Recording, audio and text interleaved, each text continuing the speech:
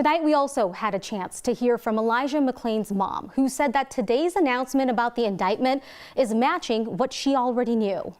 I'm thankful, I'm grateful that they saw what I saw, that he never should have been stopped, that he never should have been brutalized, he never should have been handcuffed, and he never should have been given academy.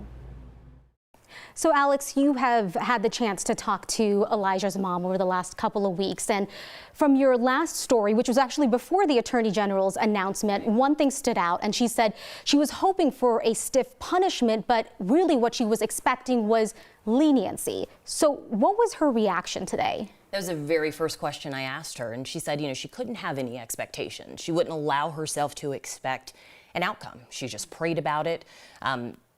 And she was shocked. I mean, she literally said she did not expect this reaction. She didn't expect strong charges. And we're talking about 32 indictments. And while she is, like, you know, extremely grateful, she smiled for the first time. I've got to know her over a couple of weeks, and she was just smiling from ear to ear. And I said, I've never seen you so jovial. She was like, yes, but I know that this is temporary because there's such a long road ahead, right? I mean, we're talking about 32 charges. You're talking about 5 defendants.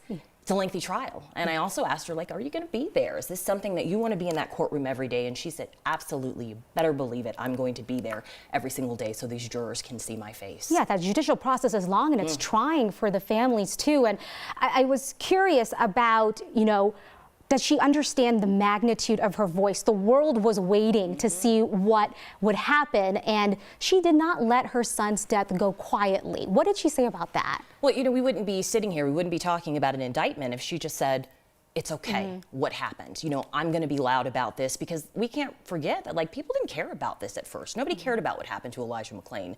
The media, we didn't give this the attention it deserved. It took George Floyd, it took a summer of unrest, it took Sheneen McClain saying, no, I want justice for my son, and she has done so much for the state of Colorado. She, you know, her testimony has been a part of 3 different police accountability bills.